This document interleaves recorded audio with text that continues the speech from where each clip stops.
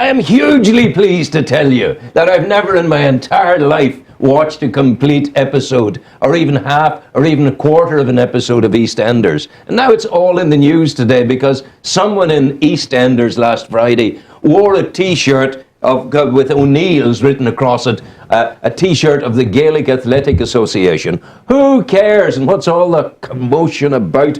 And now that fellow, the loyalist victims fellow, he's complaining about it. No, goodness gracious.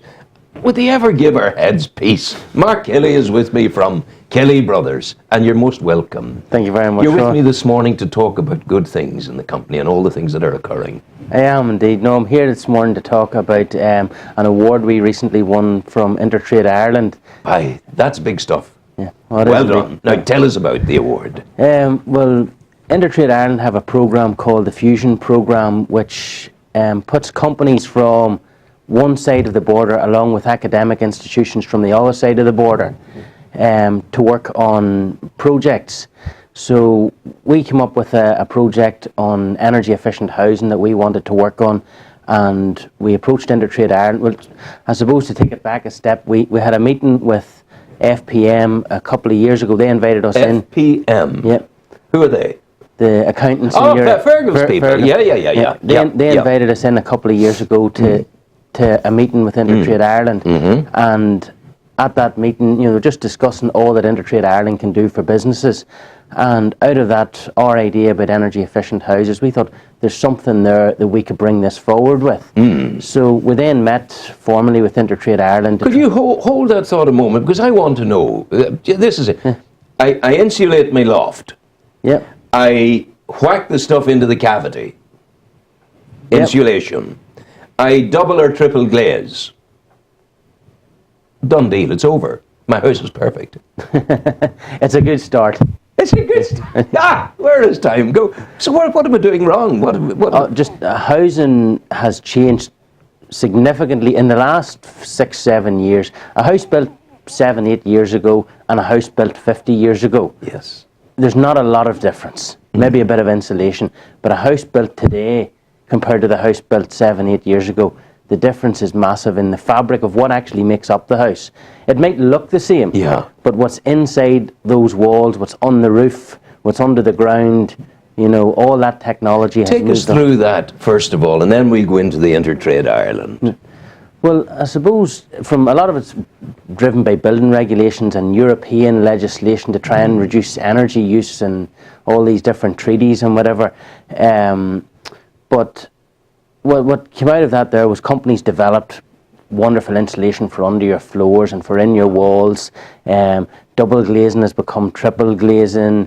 You have solar panels on roof, photovoltaic panels which provide electricity, windmills, underfloor heating, low energy radiators, town gas coming back in. Like we have Firmus providing gas once again. They ripped all that up many years ago. They did. And now it's back again. And it's probably the most efficient way of heating. You know something? This is wonderful news, because I am a devotee of my 15-tog duvet. And I'm in under that like a hibernating Eskimo at night. And it's very cozy. Yep. And I invested, after years of enduring for my sins, of enduring the cold, I invested in an electrical blanket. What do you think of that? It was very good. It'll certainly keep you warm. And what you do is you put it on at number 10 for an hour before going to bed. And then you reduce it to number 1 and you go to bed. And it's great. But people are now expecting comfort in their homes as a right. And that's what the new European stuff you're talking about is bringing them. There's all that legislation. And it's, I suppose it's only but right, that you can have a house that you can afford to heat. Yeah. It's fair and reasonable, in this day and age.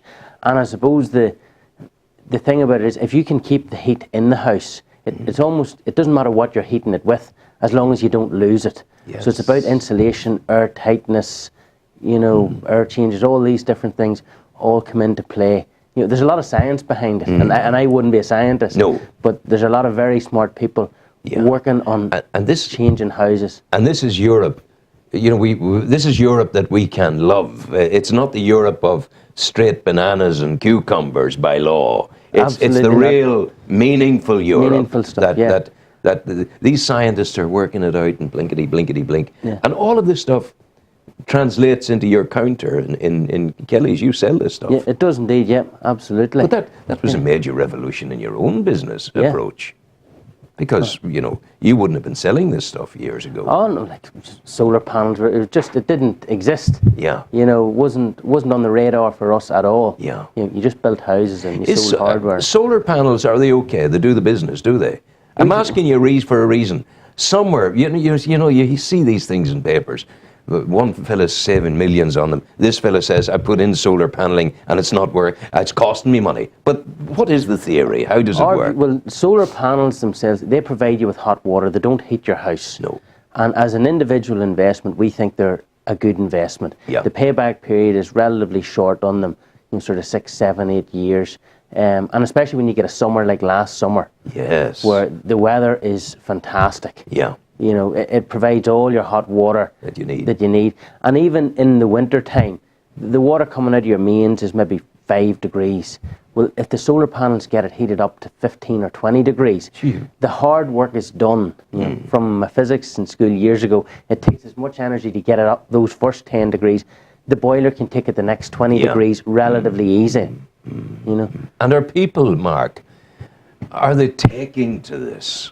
They are. I think the thing that has changed for everyone, your house now is a bit like your car. People are concerned with what is the miles per gallon in your car. And it's getting the same way with a house.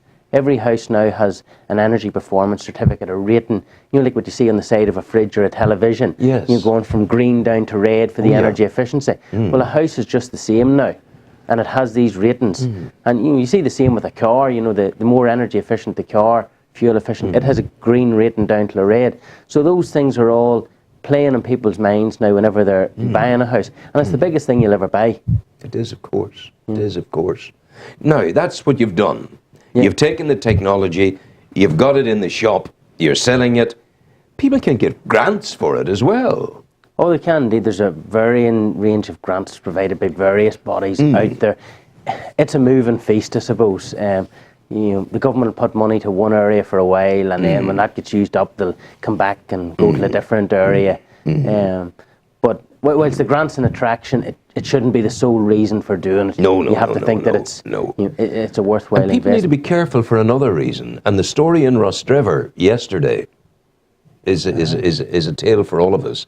Woman taken to hospital, breathing in the fumes of an old boiler that hadn't been serviced. Yeah. Very important to have, every appliance you would service your car, your boiler's no different. Just remember that, because that woman in Rostrevor yesterday, very, very lucky that they smelt something. Very often you wouldn't smell it, And that woman was taken to hospital with problems of having inhaled the exhaust fumes of the boiler. And that's very, very difficult indeed. Now, so there we are. We know where you are and what's been done, what's possible and what's available. Take me now down the road to Intertrade Ireland. Well, Intertrade Ireland, we met them through our accountants FPM, and we thought our ideas on energy efficient houses would have a means to take it somewhere with Intertrade Ireland, because in general, being a construction firm, you're not eligible for help from anybody. The normal bodies aren't there. They're in support of international exporting and manufacturing and all that. So, but Intertrade Ireland were there and available to help us take it forward. So they put us along with the Sligo Institute of Technology. Professor Pat Nocton over there, an engineer. Is he anything to our own Nocton, the guy that runs Dimplex? I don't believe so. Not so, no. But you like the way I said our own Nocton? Yeah, exactly. It's nice to take ownership of an impressive and rich entrepreneur. Exactly. Yeah. So where did Sligo take you? They have a specialism in construction, and they have a great interest in energy efficiency. So Intertrade Ireland, they looked around the academic institutions in the south, after hearing a bit about our project, and they decided that Sligo IT was the best academic institution to partner us with. So we then met with Sligo IT and we put in our application to Intertrade Ireland formally for our project, and after a few weeks that was approved. What was the project? To come up with a very energy efficient house in a nutshell. So yeah, okay, You know, that's it's a nice phrase to use, nutshell. Yeah. To have it, because there's nothing so intact and magnificently together as a shell. Yeah. It's nature's insulation and completeness. So an energy efficient house. Yeah.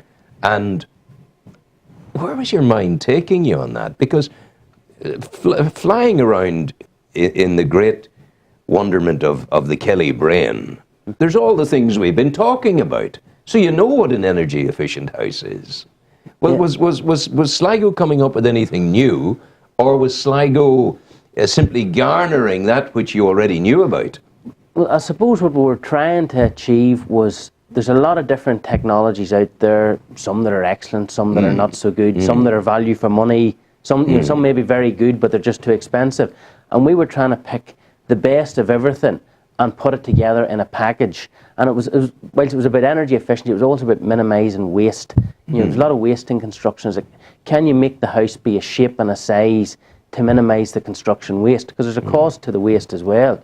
So it was trying to bring together a lot of things to just make the house a value for money product. A lot of it's theoretical, but as part of the programme then, we engaged or employed a graduate from Queen's University, a fellow Stephen McGlue from Ballynahinch, and he worked on this with us and Sligo IT throughout the course of a year.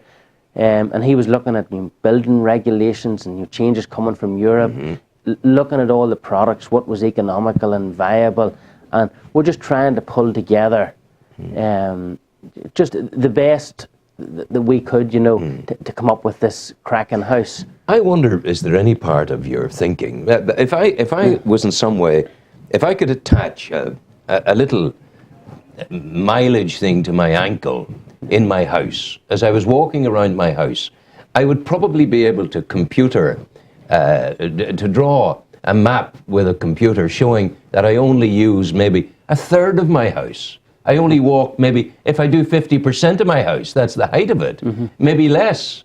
So maybe we're building houses that are too big for us, that we don't really need.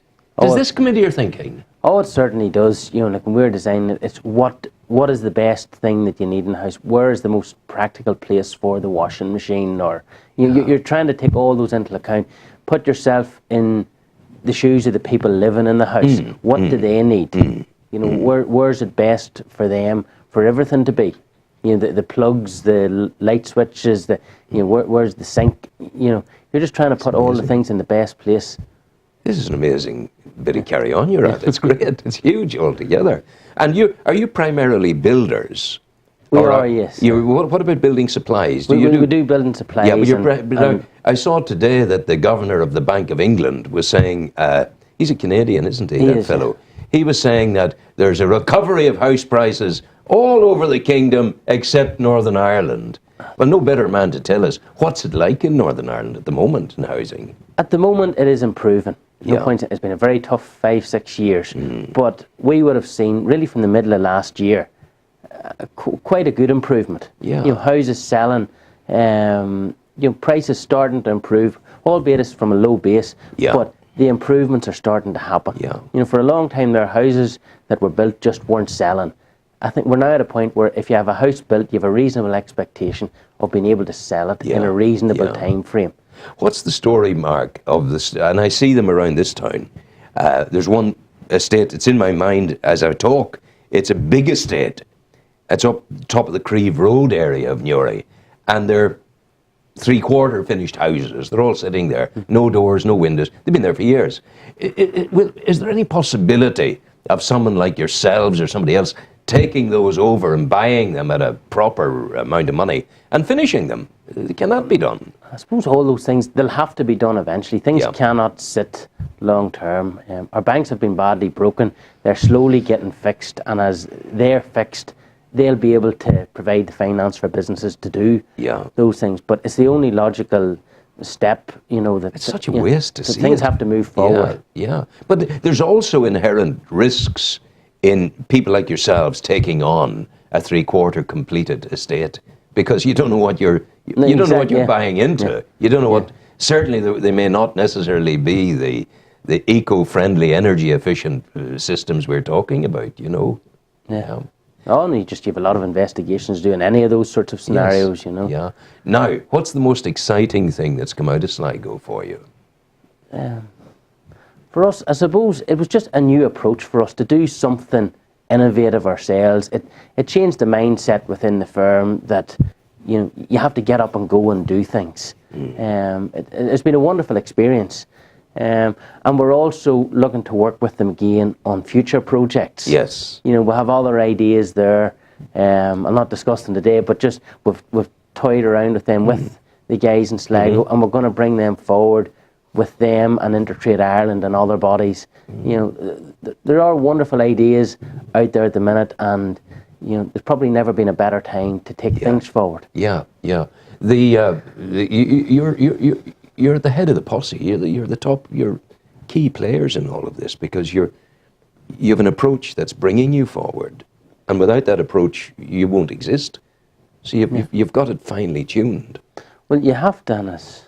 I've heard it said many a time. A local entrepreneur said, "Innovate or evaporate." Yeah, and that's the way it is in every industry. And house building is no different. A lot of people just think, "Oh, it's 4 walls and a roof." But it is changing and will continue to change how a house is built. And if you're not at the forefront, you will quite simply be left behind. The kind of I envisage 5 years' time. By the time my race is run and I'm no longer here, the planet will be unrecognisable. The houses we're looking at over there, when the day comes to knock those, what will replace them will be magnificent altogether, because that's all the old way. Yeah. It is indeed. Yeah. But you actually, in certainly 5, maybe more years of economic awfulness, you guys tightened the belt and succeeded. You kept going. How did you do that? Was there a moment that you can remember, the board meeting, right, lads? It's bad now, it's going to get worse. What are we going to do about it? What was that moment for Kelly's? I suppose it was just whenever houses stopped selling and prices got squeezed, and this is getting tougher and tougher. And I suppose we knew for about a year before the wheels fell off that there's something wrong here. The bit we didn't realise was that the banks were in trouble as well. Yes. And when that came, out into the light, it was like, where are we going? The banks have no money. It was a very difficult time, but it was just, head down and keep going. Next year it'll be better. Now each year came, and next year was worse. But I think we're into the better year at long last. Yeah, you were never tempted to start selling cabbage in the market. It didn't go that bad. Didn't go that bad, but it was a difficult time. Yeah. There's no point in saying. So you've won this award. The award has come from whom? From Intertrade Ireland. You're one of their best. They've cooperated with you, and they've looked at what you've done, and they've said, you're the champion. Is that basically basically that's it. They have a number of projects in the Fusion programme running, maybe 40, 50 projects running across Ireland, and in all sorts of things. Ours just happened to be to do with housing. There's people, computer stuff and chemicals and whatever, all these different things. But they picked ours as the best project last year in Northern Ireland. And the graduate that we had, Stephen, he also, during that, as part of the programme, he was doing a course in the Smurfit Business School in Dublin, a master's in business, and he finished top of the class. So he also won an award in his own right, the Mary Breslin Award. So it really worked out very good for us. I should say to you, because I have another hat, and it's my nationwide hat, RTE Nationwide. This seems to me the kind of wonderful good news story that Nationwide and RTE are very, very interested in. So do make a call to the Nationwide office in Cork and talk to the editor, Owen Ryan, Tell Owen that I told you to ring him. Give him the details. Yeah. And I think he could go to the north, south, east and west in Ireland, get involved with Intertrade Ireland and get involved with the companies. A lovely good news story here, Mark. No, it is indeed. Well done. Thank you. I think because you're so good, we're going to play you the Chris de Burgh, and it's Don't Pay the Ferryman, which is, I think, it'd be very necessary to pay the ferryman now that we're not getting the narrow water bridge. Thank you. Well, we'll wait and see about that. Go well, take care. God Thank you, bless Nick. you. All the Thank you. best.